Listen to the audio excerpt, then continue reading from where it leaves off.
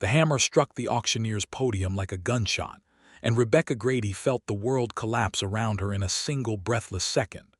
"Sold," the auctioneer said, and there was no ceremony in his voice, no warmth, nothing at all except the flat finality of a man who had seen too many ruined lives pass through his hands to mourn even one more. "To the sole bidder, Miss Rebecca Grady, for the sum of $47.30. She stood in the blazing July sun of Cimarron County, Oklahoma Territory, in the year 1887, and she did not cry. She had promised herself she would not cry. Her late father's homestead, or what remained of it, lay 3 miles east of where she stood, a charred skeleton of timber and collapsed fencing, a burned-out house and a barn with no roof, sitting on 160 acres of Oklahoma grassland that nobody wanted because everybody had heard about the fire, about the debt, about the curse some of the older settlers said followed the Grady name. But nobody had told the secrets.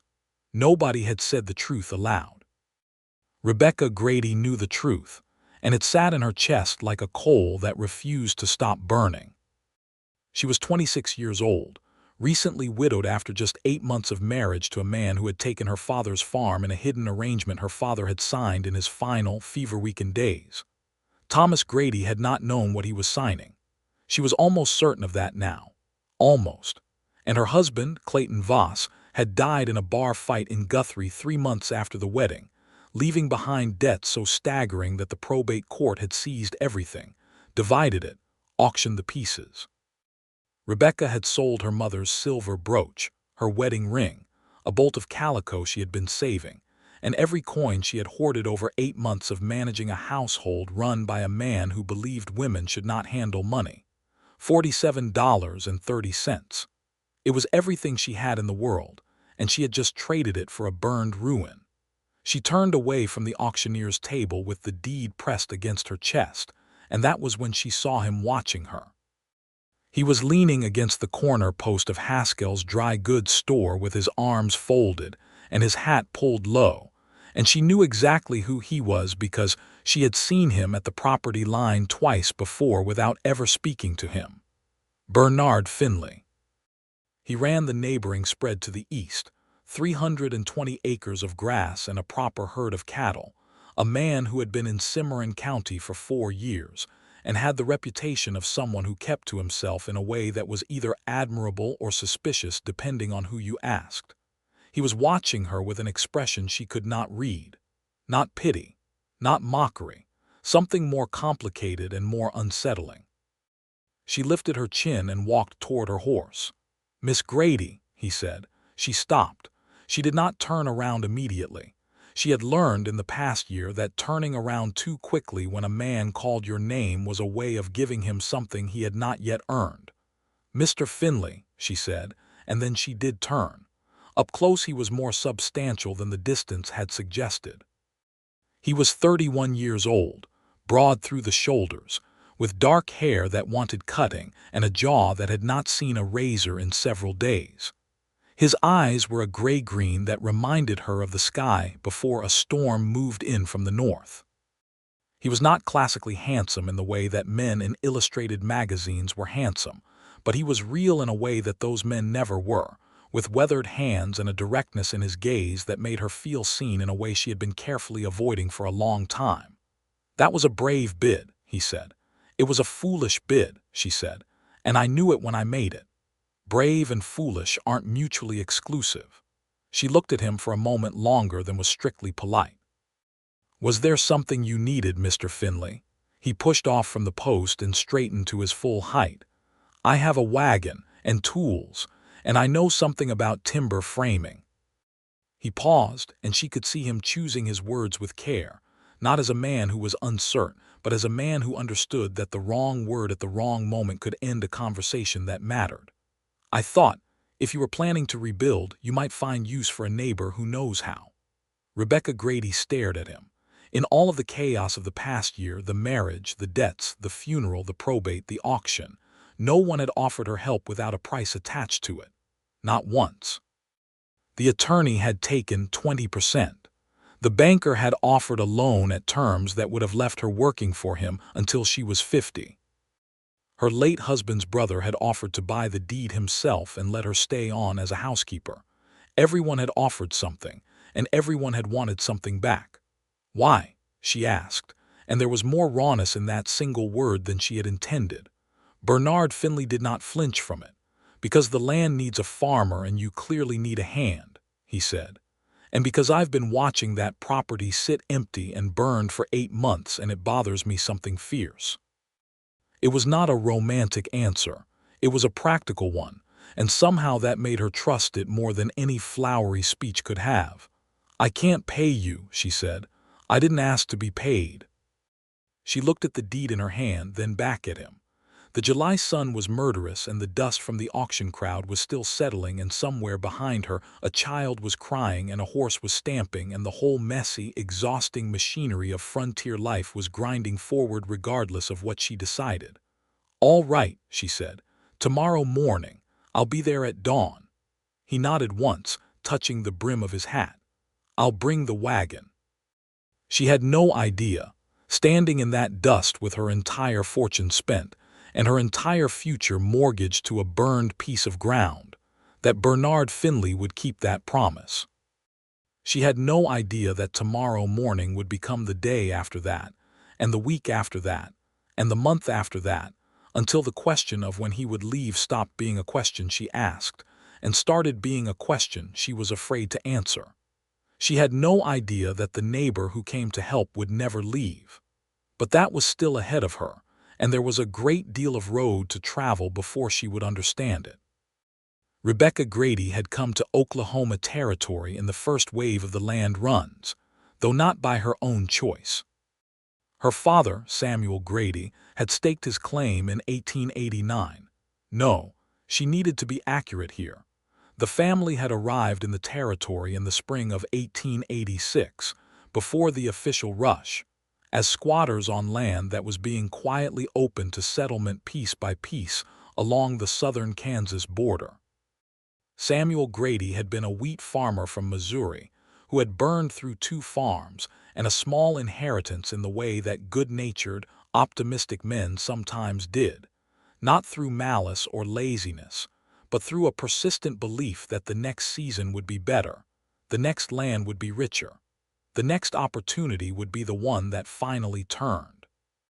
Rebecca had grown up watching her father be wrong and keep trying anyway, and she had inherited both his stubbornness and a corrective dose of her mother's pragmatism. Her mother, Eleanor Grady, had died of a fever when Rebecca was 17, and after that it had been just the 2 of them, father and daughter, working a piece of Oklahoma grassland that was genuinely promising, genuinely fertile, and genuinely hard. The fire had started in a dry October wind. A lantern knocked over in the barn, the hay going up in seconds, the barn wall catching, the house catching from the barn, her father trying to save what he could and breathing smoke that left something broken in his lungs that never healed properly. By November he was coughing blood. By January he was signing papers that Clayton Voss put in front of him with a smile and a bottle of whiskey. Rebecca had not known about the papers until after her father died in March and Clayton Voss arrived at the farmhouse, the burned-out shell of the farmhouse, with a document showing that Samuel Grady had transferred the property deed to Clayton Voss in exchange for a debt settlement of $400, a debt that Rebecca had not known existed and could not find evidence of anywhere. She had screamed at Clayton Voss on the doorstep of the burned house. She had used language that would have made her mother cover her ears. And then Clayton Voss had smiled at her in a way that made her feel cold through and through, and said that he was a reasonable man and there were ways to resolve this quietly. And the way he said it made it clear exactly what resolution he had in mind. She had married him 6 weeks later because she was 25 years old, alone, broke, and in a territory where a woman without a man was prey to every kind of predatory arrangement the frontier could devise. She had told herself it was a practical decision. She had told herself she would find a way to recover the deed or prove the fraud or build something from inside the marriage that gave her options. But then Clayton Voss had gone to Guthrie and gotten himself killed in a bar fight over a poker game, and the debts he had left behind were larger than the property, and the probate court had auctioned everything, and Rebecca had been left with nothing except the small hidden cache of coins she had been quietly accumulating for months as a private act of rebellion and insurance. $47.30. She had bid it all without hesitation when the ruined homestead came up at auction, because that land had been her father's, had been her childhood, had been watered by her mother's garden and her own labor and her father's hope, and she was not going to let someone else take it. That was the story. That was the dark past that she carried to the property line on that first morning in late July, driving a borrowed two-wheel cart with a mule named Oscar who had the personality of a disappointed philosopher. Bernard Finley was already there when she arrived. He had a proper wagon, as promised, loaded with lumber and tools, and two wooden barrels whose purpose she could not immediately identify. He had brought two men with him, hands from his own ranch, she assumed, a tall young Mexican man named Crisanto, and an older black man named Eli who had the quiet competence of someone who had been building things all his life. Neither of them made her feel unwelcome. Neither of them treated her as if her presence was remarkable. They simply nodded and went to work. Bernard Finley met her at the cart and did not waste time on pleasantries. "I walked the property yesterday evening," he said, spreading a rough drawing on the wagon's tailgate. "The foundation is sound on the northeast corner. The well is intact. The soil is in better shape than you might think given the fire burned grass rots down and feeds the earth." He paused. "Do you want to look first, or should we get started?" Rebecca looked at the ruined house. 8 months of Oklahoma wind and rain had done further damage, but the chimney still stood, and one wall of the house was partially intact, and the cellar door was still visible under debris. She had not let herself come back here since the auction, and now that she was standing on the property she had paid everything she owned for, she felt something complicated move through her chest. "Get started," she said. "Show me what needs doing first." Over the next 8 hours, Rebecca Grady learned 3 things about Bernard Finley that she had not expected. The first was that he worked without complaint and without performance. There was no theater to it, no pausing to let her notice how hard he was working or how helpful he was being. He simply worked, steadily, from dawn through the heat of the afternoon, and he worked with the focused intelligence of someone who had thought carefully about the problem before beginning to address it. The second was that he did not treat her as a spectator. He handed her a hammer and showed her what he needed done and then let her do it, correcting her technique once, directly and without condescension, and then not mentioning it again when she improved. By midday she had helped frame in a section of wall that she would not have believed she was capable of contributing to 24 hours earlier. The third thing she learned about Bernard Finley was that he was funny.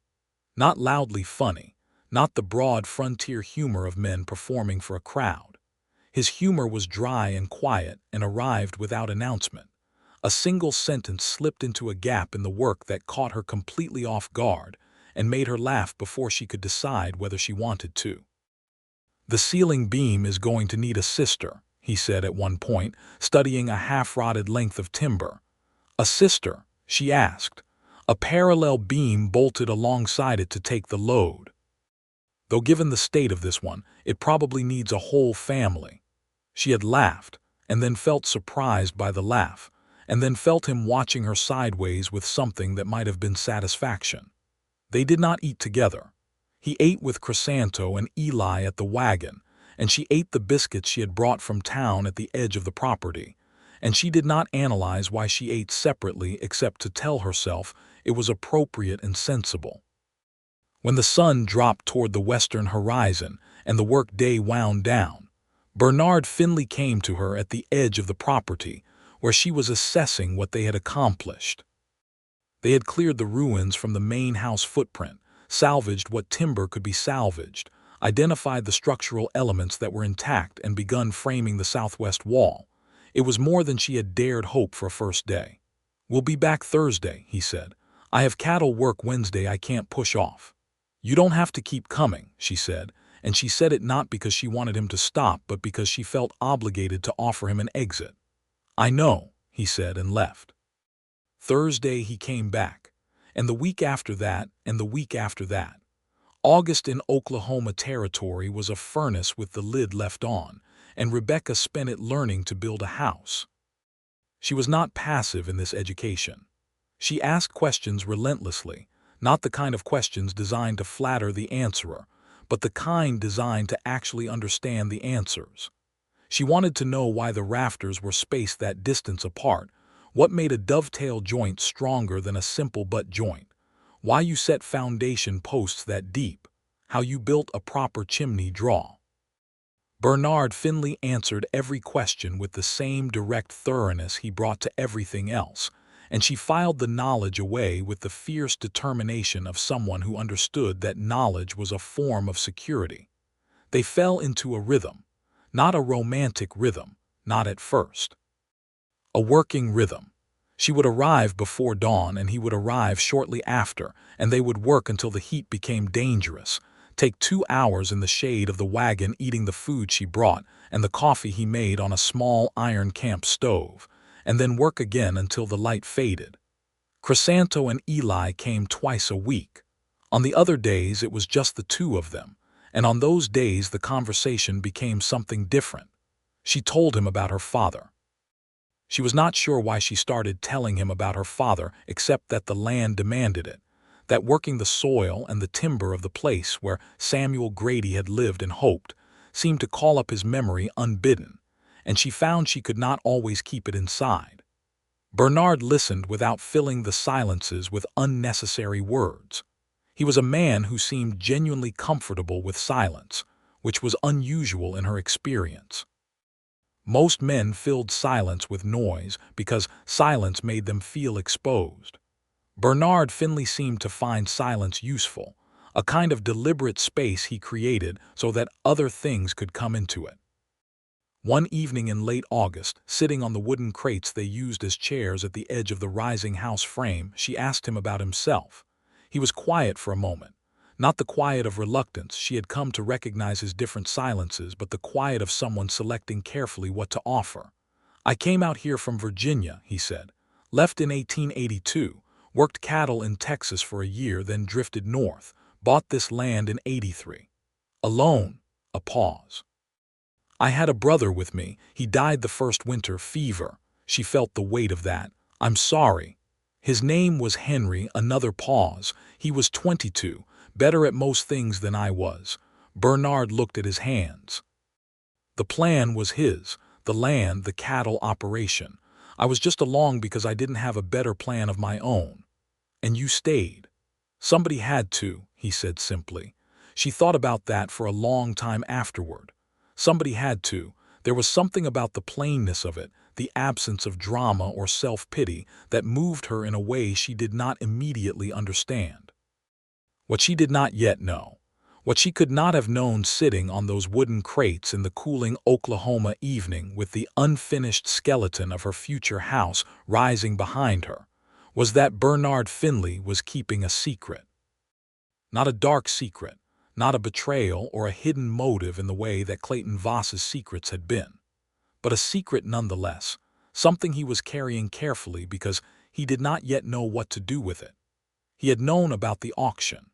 Not just known about it in the casual way that neighbors heard things, but had been specifically told about it 3 weeks before it happened by a land agent named Harlan Stoker, who had come to Bernard's ranch with a proposition. The Grady homestead, Stoker had said, was going to go up for essentially nothing at auction because everyone in the county believed it was cursed or too damaged or too legally complicated to bother with. Bernard could pick it up for under $100, fold it into his existing operation, expand his range. It made practical sense. The offer was not malicious. It was simply an opportunity. Bernard had listened to Harlan Stoker's pitch. He had looked at the maps. He had thought about it for one day. And then he had decided he would not bid. He had decided he would not bid because the land was not his to take, because someone who loved that land should have the chance to reclaim it, because something about the burned homestead sitting on his border for 8 months had been troubling his conscience in ways he had not examined too carefully, but that were real nonetheless. He had not bid. And then she had walked up to that auction podium, Rebecca Grady with her jaw set and her eyes bright with something that was not quite hope and not quite desperation, but some fierce combination of both, and she had bid every cent she had. And Bernard Finley had felt something shift in his chest that he had been trying not to name for the past 3 months. He had not told her about the choice he had made, about Stoker's offer, about the fact that he could have taken her land if he had wanted to. He knew it was a secret that would need to come out eventually. He also knew that the timing of it mattered enormously, and that telling her too soon before she trusted him would read as either a threat or an attempt to extract gratitude. So he waited. He worked. He came back every Thursday and every Monday and every other Saturday, and he did not tell her about Harlan Stoker, and he watched her build her life back with a determination that was one of the most quietly stunning things he had ever witnessed. September arrived and brought cooler air and the walls of the new house standing properly, 2 rooms completed, a third framed. Rebecca Grady moved her few belongings from the boarding house room in town where she had been living, a luxury she had budgeted for with ferocious care, into the completed east room of the house, and spent her first night back on her father's land rolled in a blanket with a small iron stove pushing warmth into the room against the September chill. She lay awake for a long time listening to the Oklahoma wind, and she felt something she had not felt in over a year. She felt like herself. The next morning, Bernard arrived earlier than usual. She was outside at the well pulling up water when she heard his wagon on the track and felt a small involuntary shift in her breathing that she told herself was just the general alertness of living alone in a partially built house on the frontier. "You stayed last night," he said, not quite a question, when he climbed down. "It's my house," she said. He smiled at that, a real smile, the kind he did not produce often. She had noticed that his smiles were rare enough to be significant. When Bernard Finley smiled, he meant it. "How was it?" he asked. "Cold. The stove draws poorly." She handed him a cup of coffee from the pot she had made on that same stove. "I'll need to look at the flue." "I'll look at it today." They stood for a moment in the cool September morning with their coffee, and the sun was coming up orange and enormous over the flat eastern horizon, and the shadow of the unfinished house lay long across the grass, and somewhere on Bernard's side of the property line, a mockingbird was running through its entire repertoire at the top of its voice. "It's a good piece of land," Bernard said. "I know," she said. "My father knew it too. Tell me about him." She had told him pieces already, the fire, the illness, the papers. But she had not told him who Samuel Grady had been before the fire, before the end. She found herself telling him now, without planning to, about the man who had taught her to read stars, who had grown the best sweet corn in Missouri before the drought took it, who had played harmonica after supper with the same 3 songs every night and never seemed to notice or mind, who had laughed at his own jokes louder than anyone else and cried openly at hymns in church and believed, with a faith that was both his greatest weakness and his most endearing quality, that the world was fundamentally generous to those who were honest with it. Bernard listened to all of it. When she finished, the sun was fully up and the shadows had shifted, and she realized she had been talking for nearly an hour. "He sounds like a man who was easy to love," Bernard said. "Too easy," she said. "That was part of the problem." He nodded, understanding the double meaning without requiring her to explain it, and she was grateful for that in a way that was hard to articulate. October brought 3 things of importance. The first was the roof going on the house, which was a 2-day effort involving Crisanto and Eli and 2 other men Bernard brought from town, and which ended with Rebecca standing inside her completed house for the first time, looking up at solid timber and shingles overhead, and feeling something so enormous she had to go outside to breathe through it. The second was a visit from Harlan Stoker. She did not know who he was when he rode up to the property on a gray afternoon with the smell of rain in the air.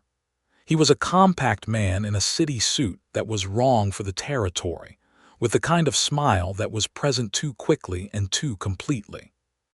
"Miss Grady," he said, not dismounting, which she read immediately as deliberate. "A man who does not get off his horse is a man who does not plan to stay long.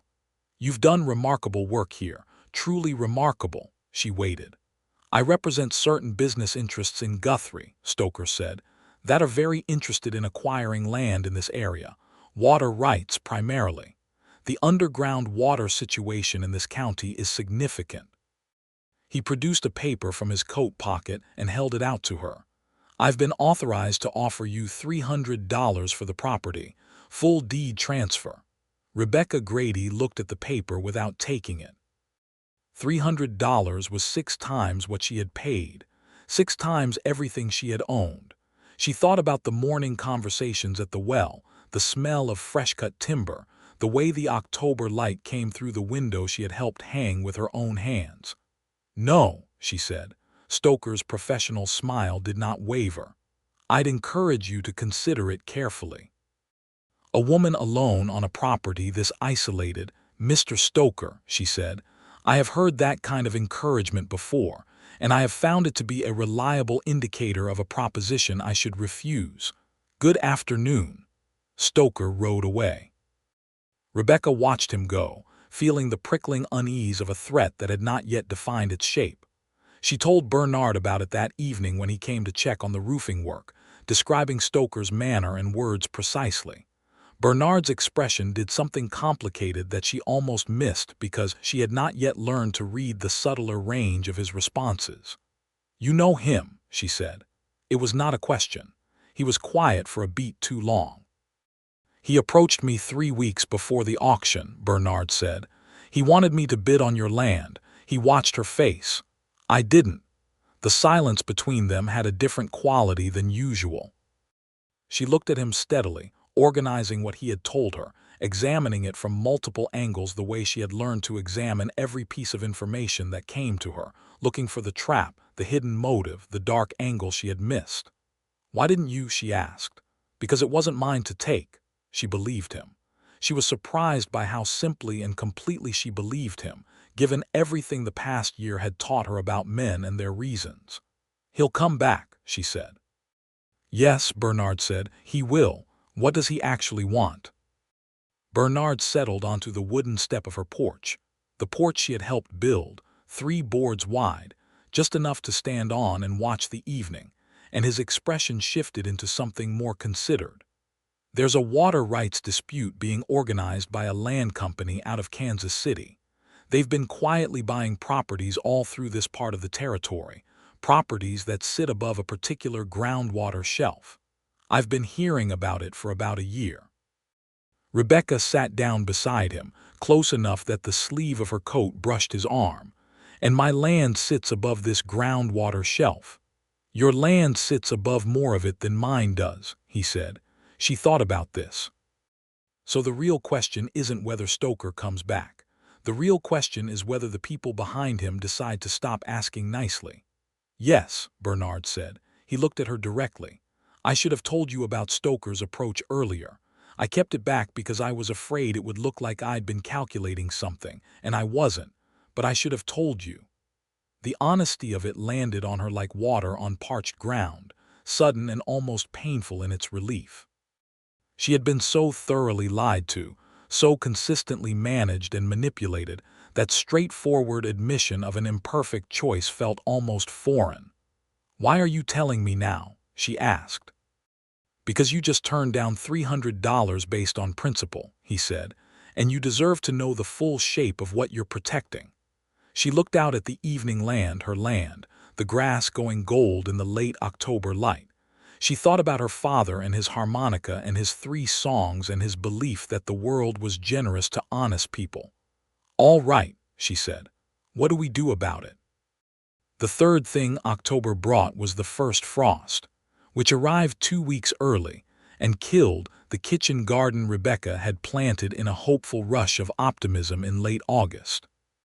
She stood in the morning and looked at the blackened plants and felt a spike of genuine discouragement, the first time since the auction that the accumulation of difficulty had genuinely threatened to break through her composure. She was standing there looking at the frozen garden when Bernard rode up and assessed the situation in silence for a moment. "The root vegetables might be saved," he said, "if you dig them now." "I know that," she said. He heard something in her voice and did not offer further practical suggestions. He dismounted and came to stand beside her and looked at the dead garden alongside her. "I had a whole wheat crop die in a hailstorm in 1884, he said. "The whole thing. 3 months of work in about 15 minutes. "What did you do?" "Stood in it for about an hour," he said. "Then I planted winter rye." She absorbed that. Then she turned and went to get a shovel to dig the root vegetables, and Bernard rolled up his sleeves and helped her, and they worked in the cold morning without talking much, and that was better somehow than any amount of comfort or reassurance could have been. November brought the Stoker situation to a head faster than either of them had anticipated.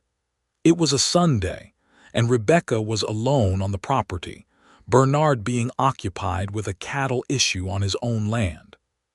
She was working on the interior finishing of the second room when she heard horses and looked out the window to see 3 men riding up the track. Stoker was one of them. The other 2 she did not recognize, but they had the look of men who were paid to make things happen rather than ask questions. She took her father's shotgun from the wall. She did not point it.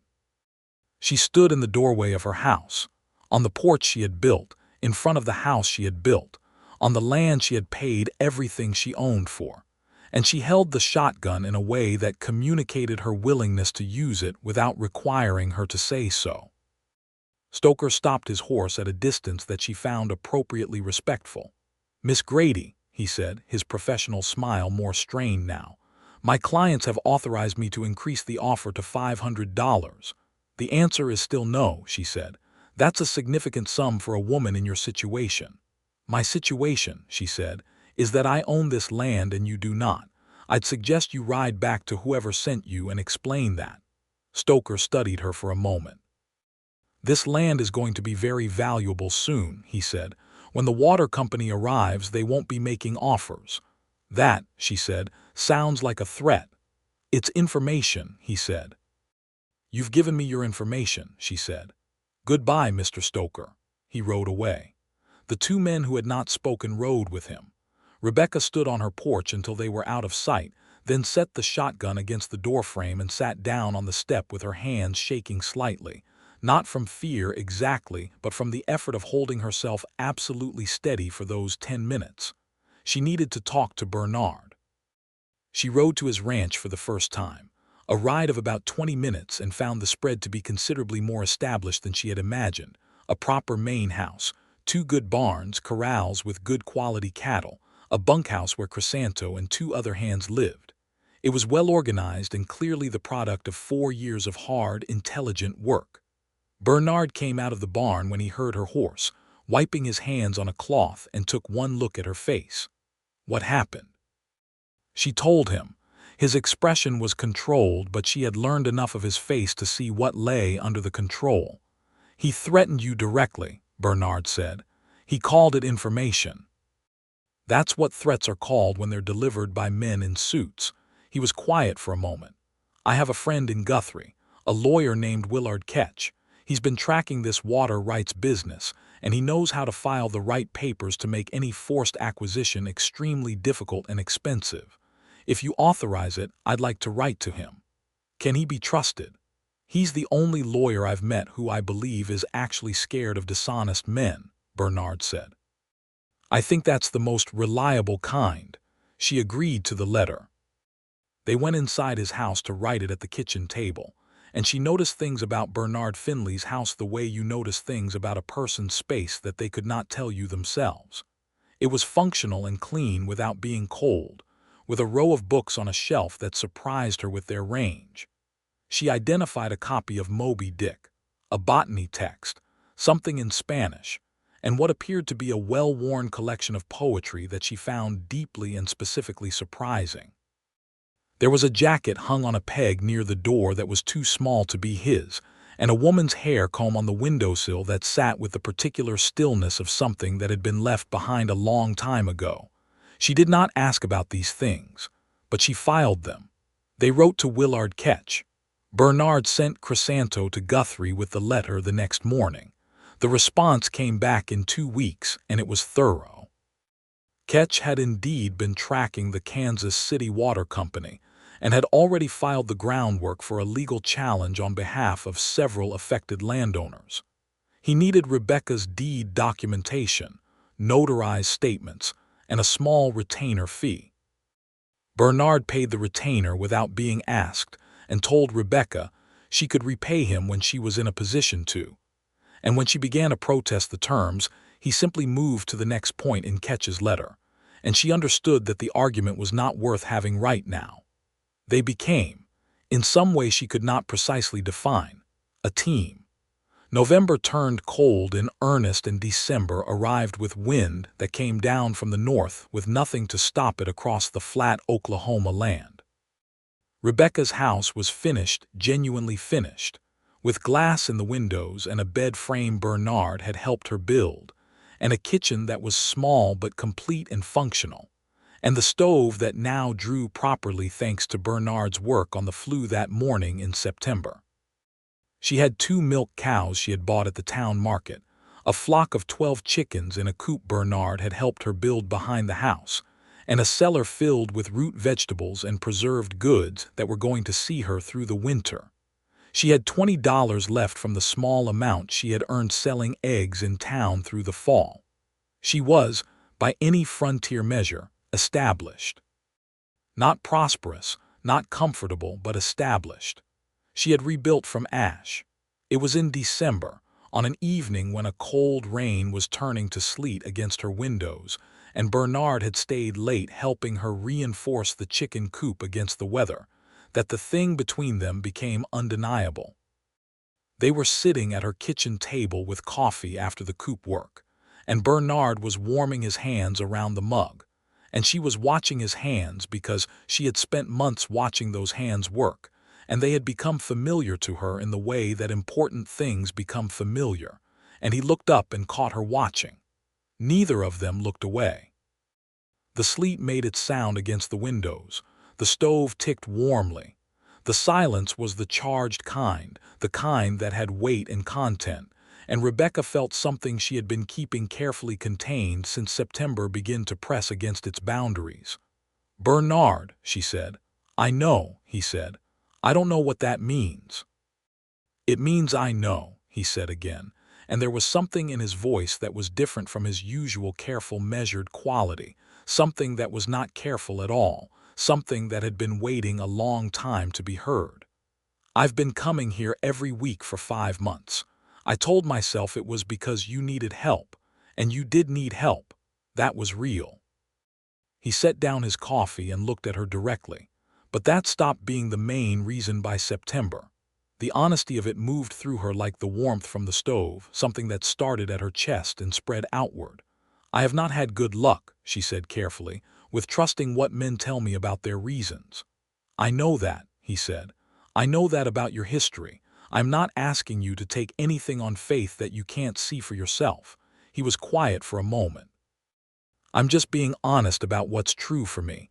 You can do whatever you choose with it." She looked at him for a long time. She thought about Clayton Voss and his smile and his papers. She thought about all the men who had offered things with prices attached.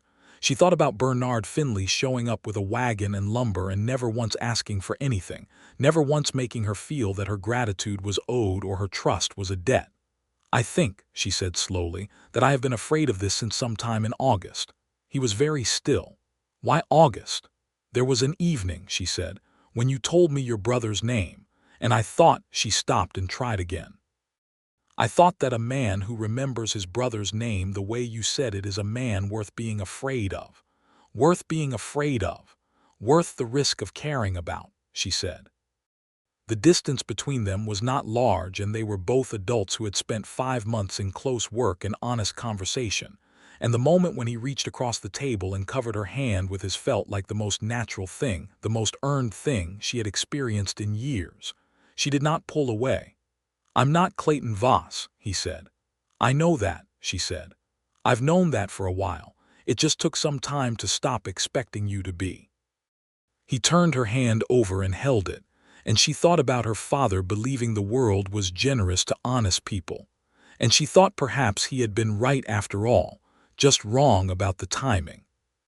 The winter was long and hard, and the water rights legal battle proceeded slowly through Willard Ketch's capable hands, and the Kansas City Water Company filed counterclaims and Ketch filed responses, and the whole thing moved through the territorial courts with the grinding pace of frontier legal machinery.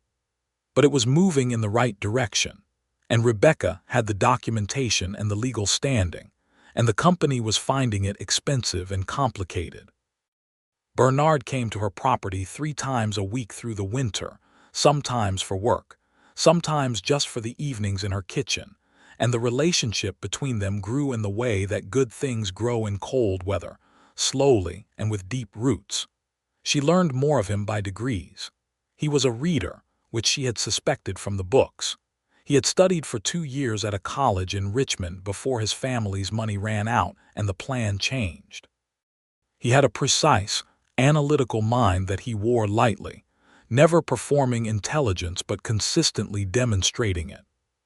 He had opinions about things, about the treatment of the Cheyenne and Arapaho people who had been pushed from this land to make room for the settlers, and his opinions were not the standard ones.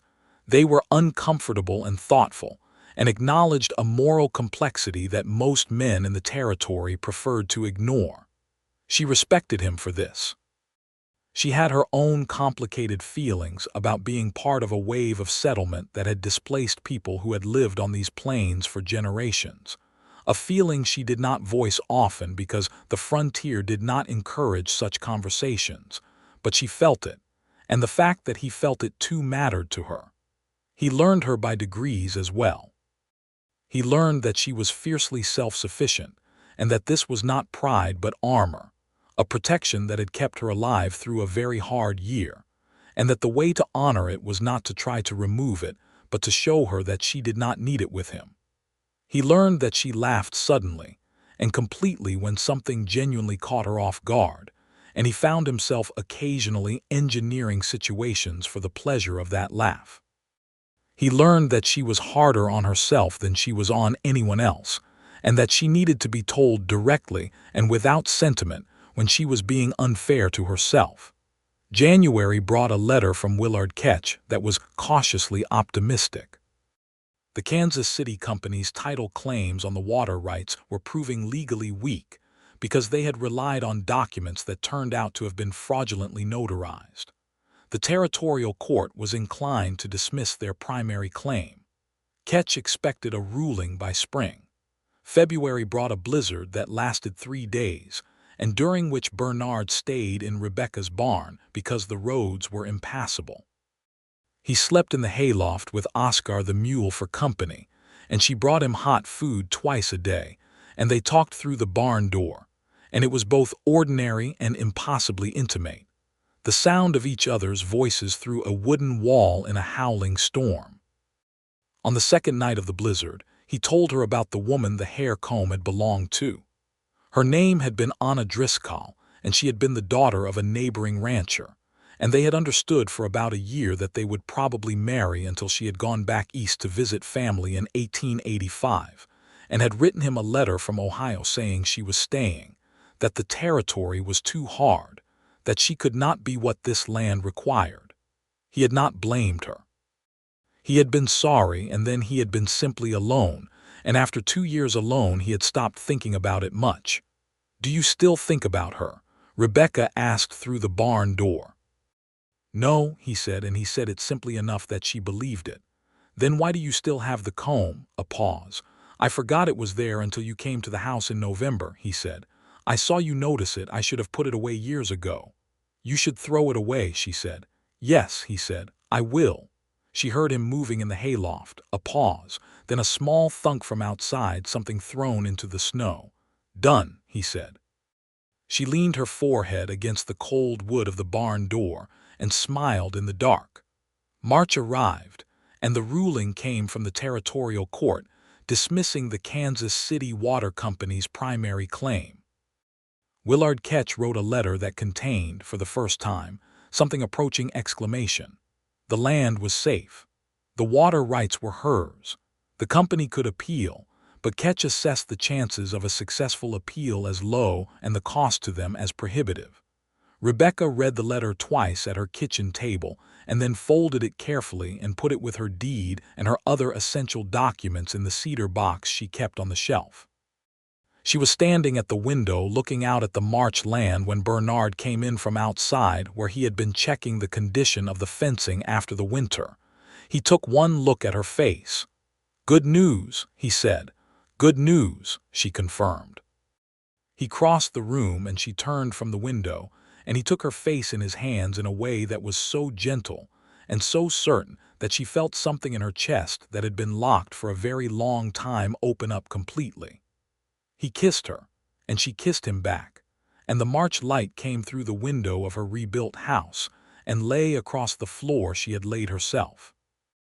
April brought the planting season and the full reality of what it meant to work 160 acres of Oklahoma farmland with 2 people. It was enormous work, the kind of work that starts before dawn and ends after dark, and asks everything from the people doing it. Rebecca planted winter wheat, kitchen garden crops, and a trial patch of corn. Bernard's help was available when his own ranch work permitted, which was less than either of them would have preferred given the season, but they organized the labor with the same systematic intelligence they had brought to the house construction. Crisanto and Eli helped with the heavy plowing work, and Rebecca paid them fairly from the small funds she was beginning to accumulate from egg sales and a milk contract with a hotel in town. She was her own enterprise now, independent, self-sufficient, everything she had come to the auction to become. She loved Bernard Finley. She had known it with certainty since the blizzard, though she suspected it had been true considerably longer than that. She loved him in the specific, detailed way you loved someone you had worked alongside and disagreed with, and depended on and been surprised by. Someone whose presence had become so woven into the texture of your days that imagining those days without him produced a feeling like vertigo. She had not said it yet. He had not said it yet either, though she was fairly certain from the way he looked at her that it was true on his side as well. It was a spring evening in late April, sitting on her porch which had been extended in March to proper width with 2 chairs and a small table, watching the Oklahoma sunset lay a wash of orange and pink across the flat horizon, that she said it. "I love you," she said.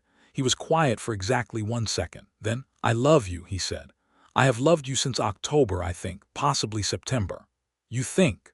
"There was a morning in September," he said, "when you were looking at that dead garden. You were so angry and you didn't say a single word about it. You just turned around and got a shovel." He looked at her. "I thought, there is the kind of person that matters."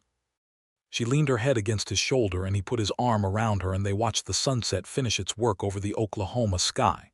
"I need to ask you something," he said. She waited. "I need to ask you something that I want you to think about carefully," he said, "and not answer immediately because I know your instinct when you feel pressured is to say no, and I don't want this to be a no." She lifted her head to look at him. "You're making me more nervous with the preamble." "Marry me," he said. "Not because of practical reasons, not because of the land or the water rights or because it makes sense, because I want to spend my days next to you." She looked at him for a long time. She thought about practical reasons and hidden motives and traps, and all the ways marriage had been presented to her before as a transaction she was supposed to accept gratefully. She thought about what it felt like to have a choice that was genuinely a choice. "Yes," she said. "I don't need time to think about it. Yes." He laughed, the full open laugh that she had heard only a handful of times and that she intended to collect as many of as she could for the rest of her life. He pulled her close and kissed her hair, and she felt the solid warmth of him around her and thought of her father, who had believed the world was generous to honest people. Maybe what he had meant was that it was generous eventually. Maybe the timing was the thing he had gotten wrong, not the principle. They were married in June of 1888 at the small Methodist church in Cimarron County, with Crisanto and Eli as witnesses. And Willard Ketch came up from Guthrie for the occasion, and proved to be a small, cheerful man with enormous mutton-chop whiskers, who toasted them with genuine warmth, and wept a little during the vows in a way that made Rebecca like him enormously. She wore her mother's dress, altered to fit her, the one piece of her mother's things that had survived the fire because it had been packed in a cedar chest in the cellar when the house burned. She had found it in February while cleaning out the cellar and held it for a long time before hanging it up carefully. And now, she stood in the church in it and felt her mother and her father both present in the fabric and the morning light. Bernard looked at her when she walked in, and his expression was the one she had never fully been able to read from a distance, open and specific and entirely his, and she understood now what it was. It was him being completely present, which was the rarest gift she had ever been offered.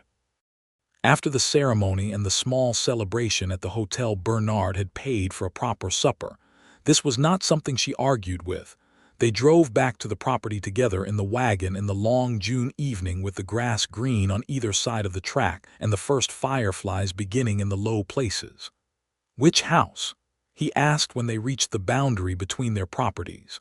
She thought about this. His house was larger and more established. Her house was smaller and newly built and held everything she had rebuilt and reclaimed. "Mine tonight," she said. "We can figure out the rest." "We can figure out the rest," he agreed. Over the summer they came to a practical solution that felt right to both of them.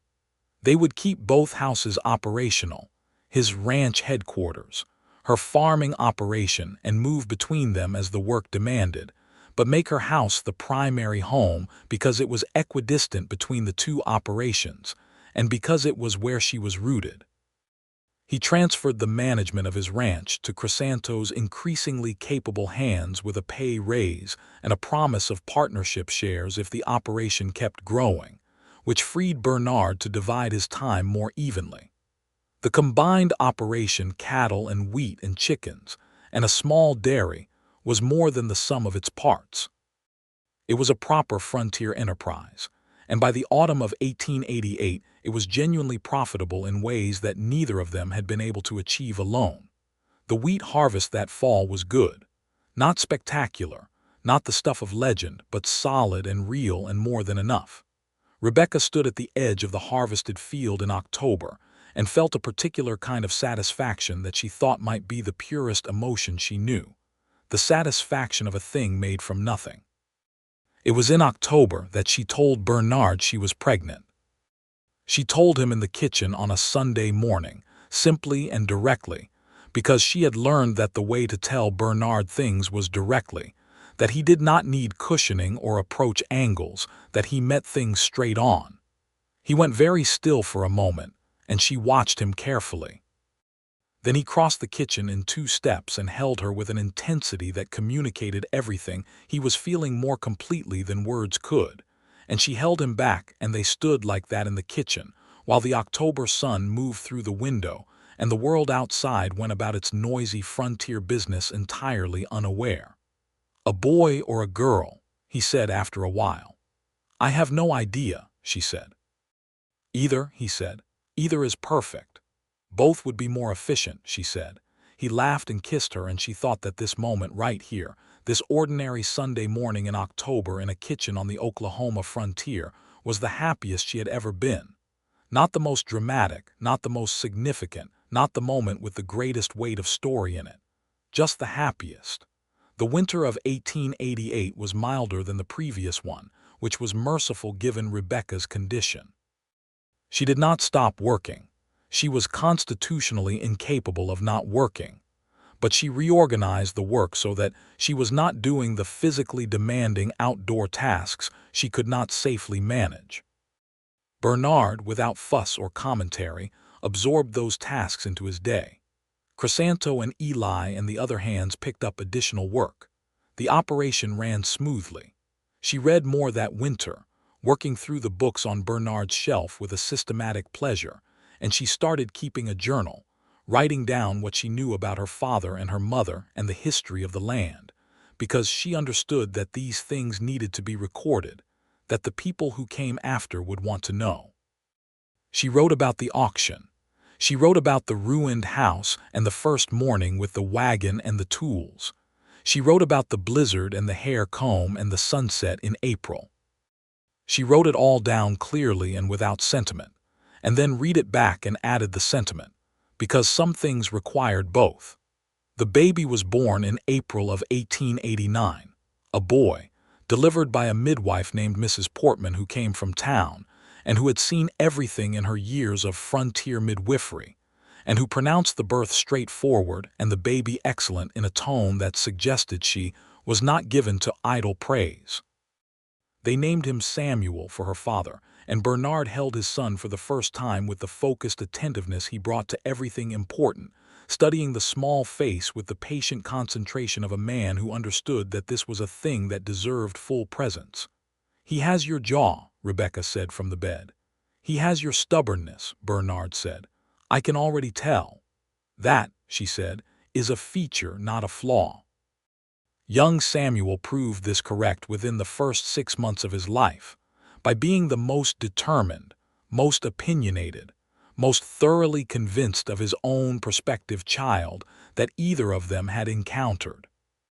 He screamed for what he wanted and slept only when he was certain there was nothing interesting left to be awake for, and crawled at 7 months with the focused energy of someone who had a destination, and was annoyed by the delay in reaching it. He was wonderful. He was exhausting. He was so purely himself from the very beginning that Rebecca felt something shift in her understanding of people, how individual a person was from the very first moments of their presence. The legal situation with the Kansas City Water Company had been dormant since the court ruling, and in the spring of 1889, Willard Ketch wrote to say that the company had quietly dissolved and the principals had moved on to other territories. The threat was over. The land was permanently, legally, unambiguously hers. She read the letter at the kitchen table with Samuel on her knee and Bernard across from her drinking his morning coffee, and she set the letter down and looked around her kitchen, the kitchen she had built in the house she had built on the land she had fought for, and felt a completeness that was almost frightening in its totality, because she was not accustomed to things being complete. "Ketch says the company is gone," she said. Bernard raised his coffee cup in a small acknowledgement of the victory. "Willard earns his retainer," he said. "He does," she looked at her husband. "We should have him to dinner, he wept at our wedding." "That does seem to establish a certain bond," Bernard agreed. Willard Ketch came to dinner in May and ate 3 helpings of everything Rebecca cooked and played with Samuel on the kitchen floor, and told stories about territorial law that were both hilarious and mildly terrifying, and left on a full stomach and what appeared to be genuine contentment. He wrote them a note afterward that said their home was the finest he had been in the territory, which Rebecca suspected was a slight exaggeration, but received graciously. The summer of 1889 brought the Oklahoma land run in April, the great official rush that Bernard had heard discussed and predicted for years. The territory they lived in was not directly impacted in the most dramatic way. They were already established, but the wave of new settlers changed the character of the county significantly, and in the months that followed, new neighbors arrived, new town buildings went up, new social structures began to form around the growing population. Rebecca found the changes both interesting and occasionally alarming. She had been here before the rush, and she felt a complicated mixture of belonging and concern about what the influx of people meant for the land, for the water, for the existing order of things. She expressed these feelings to Bernard, who shared them, and they talked about it at length and did not arrive at easy answers because there were none, and she appreciated that he did not pretend otherwise. Eli, she learned, had been born into slavery in Georgia in 1847, and had come west after the war with a specific intention to be as far as possible from the Georgia he had known.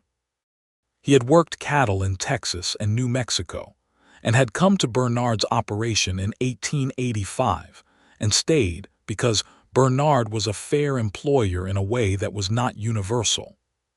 She had not asked his full history earlier because she had sensed he would share it when he was ready, and she was glad he did, because it added texture and substance to her understanding of the world they were all living in and the different experiences people carried to it.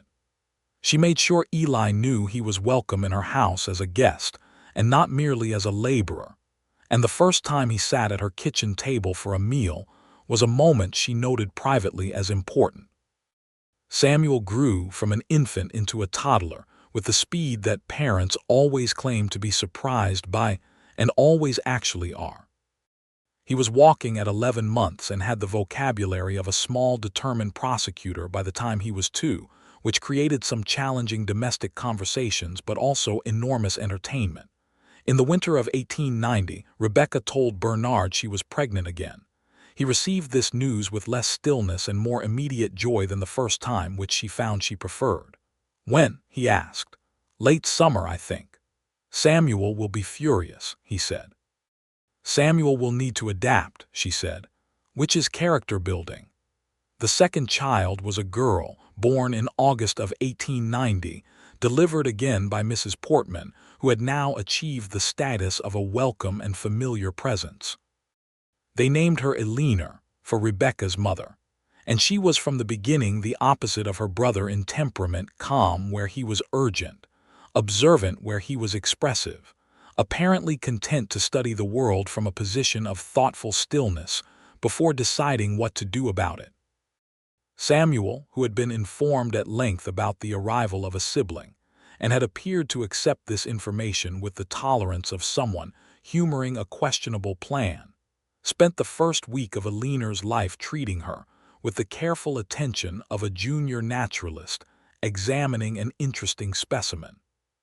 By the second week he had declared himself her protector in terms that were both touching and slightly bossy, which was so characteristic as to be almost comic. "He told the chickens about her," Bernard reported to Rebecca one evening, having observed this without intervention. "What did he tell them?" "That she was his sister and they should be respectful." Bernard's expression was that of a man holding back a smile with moderate success. "The chickens," Rebecca said, "seem like a reasonable audience for a 2-year-old." "The chickens seemed engaged," he confirmed. The farm operation was doing well by 1891, well enough that Rebecca hired a part-time farmhand of her own, a 17-year-old boy named George Talent, whose family had come in the land run, and who had the willingness to learn and the capacity for hard work that she valued above almost anything else in a worker. She paid him fairly and taught him what she knew, because she had come to believe that knowledge given away came back in forms you could not predict. Bernard's cattle operation had expanded, and Crisanto now ran the day-to-day management with the authority of a partner in everything but the official documents, a situation Bernard corrected in 1891 by formally restructuring the business to include Crisanto as a genuine partner with equity. There had been considerable local commentary about this arrangement, mostly negative, because giving a Mexican man legal partnership in a cattle enterprise was not something most men in the county were comfortable with. Bernard's response to this commentary was a comprehensive indifference that Rebecca found both admirable and faintly amusing, given that it was the same comprehensive indifference she herself deployed. They were, as a household, somewhat unconventional. This did not bother either of them. The spring of 1892 brought a dry spell that tested the wheat crop in ways that recalled the worst of what the territory could do. Rebecca irrigated where she could from the well and the small creek that ran through the property's southern edge, and she managed the water situation with the precise, slightly desperate attention of someone who knew exactly how thin the margin was. 3 of her neighbors lost their crops entirely. She lost a third of hers, which was bad and recoverable. Bernard helped her calculate the financial impact and plan for it, and she helped him manage a disease outbreak in the cattle herd that arrived in the same punishing month, and they moved through the crisis the way they moved through everything, side by side, practically and honestly, without flinching from the hard numbers or wasting time on recrimination.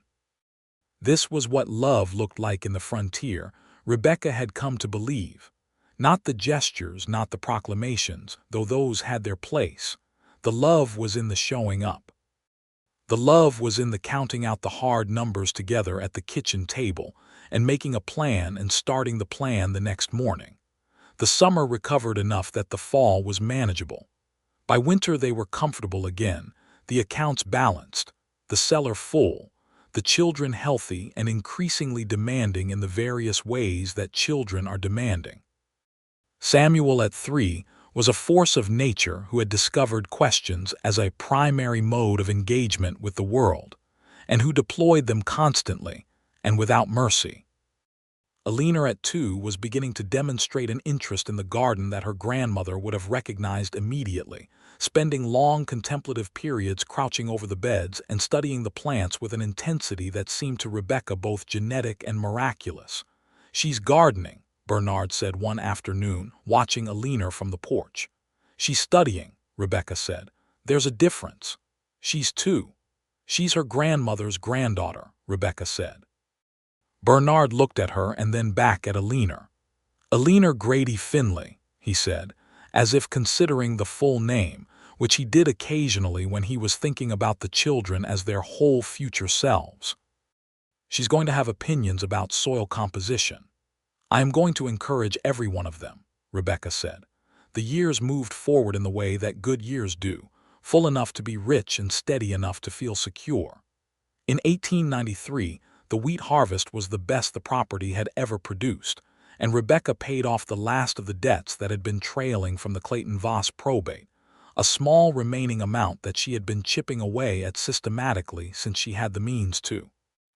The day she made the final payment to the territorial court clerk in Guthrie, she sat in the street outside the courthouse on a bench and felt something leave her body that she had been carrying so long she had almost stopped noticing its weight. It was guilt, she thought, or something in the family of guilt. The sense that the land and the life she had built were in some way provisional, still subject to being taken, because the taking had been so recent and so complete the first time. With the final payment made, the taking was done. It was hers. It had always been hers since the auction, but now it was hers with every claim cleared, every account settled, every thread that led back to the burned house and the fraudulent papers and Clayton Voss cut completely. She sat on that bench in Guthrie in the October sun and breathed in a way she had not breathed in 3 years. Bernard found her there. He had been at Ketch's office on their behalf and sat down beside her. "Done," he said. "Done," she said. He took her hand and they sat on the bench in the Guthrie afternoon for a while, just sitting, which was something they rarely did because the frontier had a great deal of objection to sitting. "I want to do something," she said. "All right. I want to plant something on the southeast corner of the property, something permanent, something that will still be there in 100 years. He considered this. "Pecan trees," he said. "They take 20 years to bear, but in this climate and soil they'd go for centuries." "Pecan trees," she said. "Yes." They planted 6 pecan trees that November, 2 adults and 2 children, and Chrysanto and Eli and young George Talent, each of them putting in a tree on a cool November morning, while the Oklahoma sky arced enormous and blue overhead. Samuel understood the purpose in the way that a 4-year-old could understand it, and was very serious about his involvement in the planting. Alina was more interested in the soil itself than in the tree, which seemed entirely in character. Eli planted his tree with a thoroughness and a particular kind of care that said something about what a permanent planting meant to a man who had spent most of his life without the freedom to plant things he expected to see grow. Rebecca noticed this and felt it, and did not say anything because some moments were better kept as shared silence than turned into words. By 1894, The homestead that had been a ruin was a fully established farm operation with a history, a family, an extended community of workers and friends, and 6 small pecan trees in the southeast corner that were, true to Bernard's prediction, showing no intention of bearing fruit for another 15 years, but were growing with a steady, root-deep determination that Rebecca found deeply satisfying. In the spring of 1894, Rebecca was 33 years old and Bernard was 38, and they had been married for 6 years. And in all of those 6 years, he had never once made her feel that the land was anything other than hers, that the operation was anything other than their shared endeavor in which she was an equal, that the work she did was anything other than the primary foundation of what they had built. She had been to enough neighboring farms to know this was not universal. She had sat in enough kitchens and heard enough things said and unsaid to understand what the frontier demanded of women and how few men found a way to acknowledge that demand fully. She did not take what she had for granted. That spring she told him she was pregnant for a 3rd time. "I had begun to think 2 was the number," he said. "Apparently 3 is the number," she said. He smiled. "I hope it's a girl. You said that last time. And it was a girl last time, so clearly the method works." "That is not how any of that functions," she said. The 3rd child was born in November of 1894, a 2nd boy, a big solid baby who arrived in the world with a set of opinions about it that he expressed at volume. They named him Henry, for Bernard's brother who had died in the first winter, the one who had been 22 and better at most things and whose plan this had all been. Bernard held Henry for a long time that first evening, standing by the window in the bedroom while Rebecca rested, and she watched his profile from the bed, the set of his shoulders, and knew what he was feeling without needing to ask. It was the thing about grief that she had come to understand over the years. It did not end, it transformed. It became part of the love rather than separate from it. "Henry Bernard Finley," she said quietly. He turned from the window. His face was open in the particular way it was only when he was not trying to manage anything. "Yes," he said. "He would have liked this," she said. "The land, the operation, all of it." Bernard looked at his son for a moment.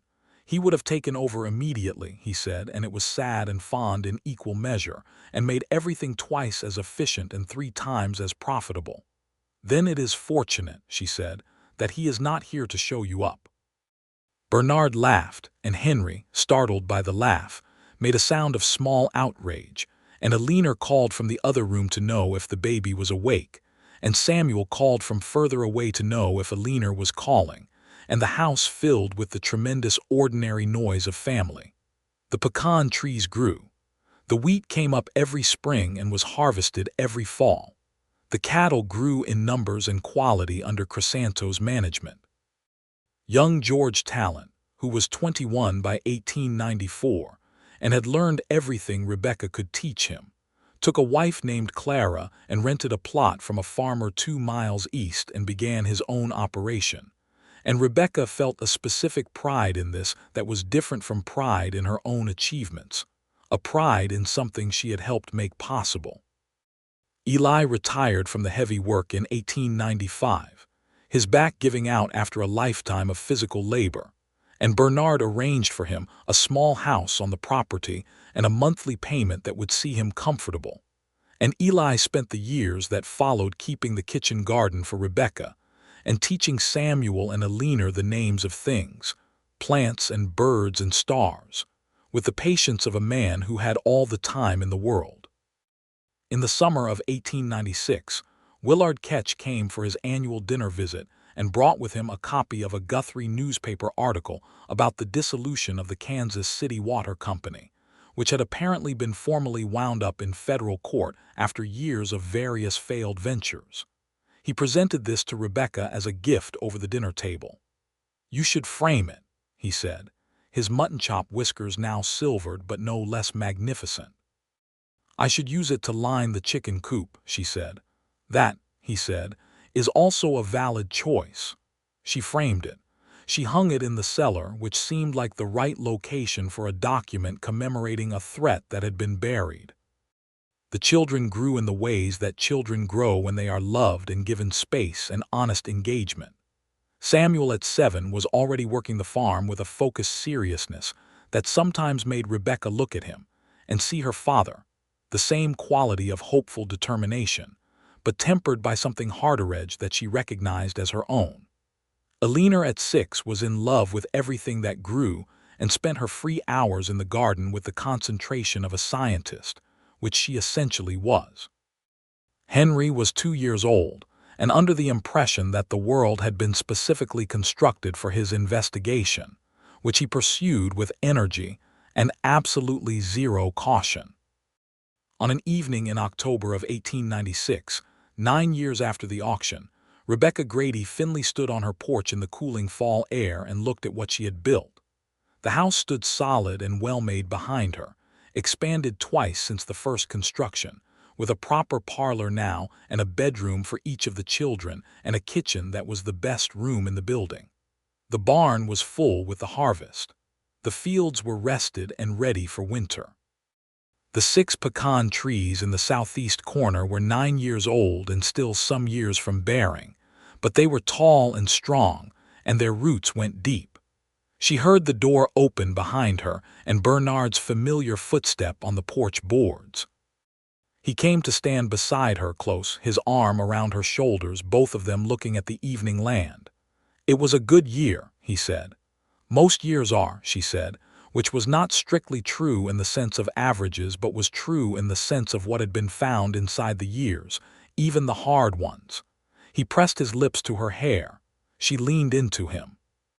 The Oklahoma sky was doing its enormous October thing, all orange and deep blue, the kind of sky that made it hard to believe the world was anything other than vast and beautiful, and generally on the side of people who were stubborn enough to love it. "I want to tell you something," he said. "You're being careful with your preamble again," she said. "Last time it worked out well for me," she smiled. "Tell me."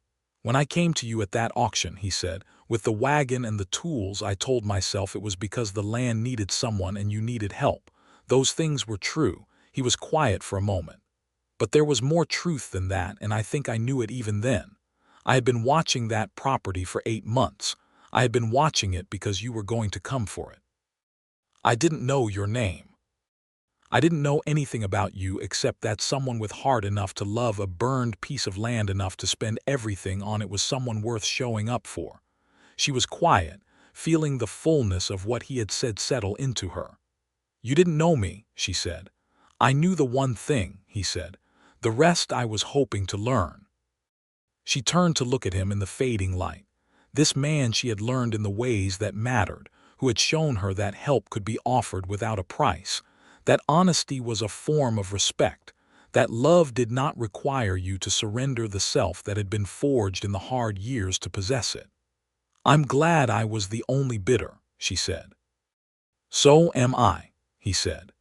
Inside, Henry began to emit the preliminary announcements that preceded a request for supper, and Eleanor called to Samuel about something in the garden that apparently required immediate adjudication, and the house was full of noise and life, and the smell of food Rebecca had left warming on the stove. She took Bernard's hand and they went inside, into the warmth, into the family, into the life that had been built from ash and stubbornness, and $47.30, and a neighbor with a wagon who had come to help one morning and never left. The pecan trees grew. In the spring of 1914, 27 years after the auction, Samuel Finley, who was by then a man of 25 running the farm alongside his father, brought in the first pecan harvest from the southeast corner of the property.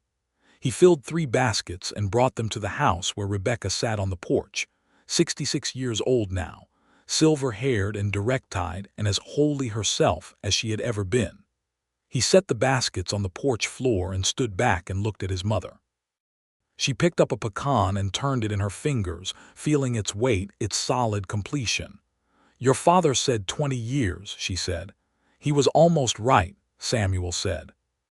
"Almost right," she said, "is his usual territory." Bernard came around the side of the house from the direction of the barn. He was 63 and moved with less ease than he once had, but he moved, and he still rose before dawn, and he still showed up for every day with the full attention she had first noticed in the way he held a cup of coffee at an auction in 1887. He saw the baskets and stopped. 27 years, Rebecca said. Patience is a virtue, he said, without a trace of apology. She stood from her chair and went to him, and he put his arm around her, and they stood at the edge of the porch together, looking at the southeast corner where 6 tall pecan trees stood against the Oklahoma sky, their roots going down through 100 years of soil that had been broken by her father's plow, had been burned and rebuilt, had held a family for more than a quarter of a century. Behind them in the house, Eleanor was teaching Henry's 3-year-old daughter the names of the plants in the kitchen garden, and Henry himself was somewhere on the property with Crisanto's son Diego, who ran the cattle operation now as his father had before him, and the house was full, and the land was alive, and the afternoon light was coming in low and gold across the fields. Rebecca Grady Finley cracked the pecan shell between her palms and ate the nut inside, and it was exactly as good as she had known it would be. As good as anything worth waiting for always was when you finally had it in your hands. The land is generous, she said, which was what her father had believed. To honest people, Bernard said, which was the rest of it. She looked up at him. He was looking at her with the same directness he always had, the same attention that had been the first thing she trusted about him, the thing she had recognized before she knew anything else, that when Bernard Finley looked at you he meant it. He was right, she said. He was just wrong about the timing. Bernard Finley smiled at his wife on the porch of the house she had built on the land she had fought for, in the life they had made together from nothing and stubbornness and honest work, and he said, "Worth the wait." The pecan trees stood in the southeast corner, their roots going deeper than any storm could reach. The land held, the love held, and the neighbor who had come with a wagon one morning in 1887, who had meant to help for a season and had somehow never found a reason to leave, was still there, 40 years on, exactly where he had chosen to be.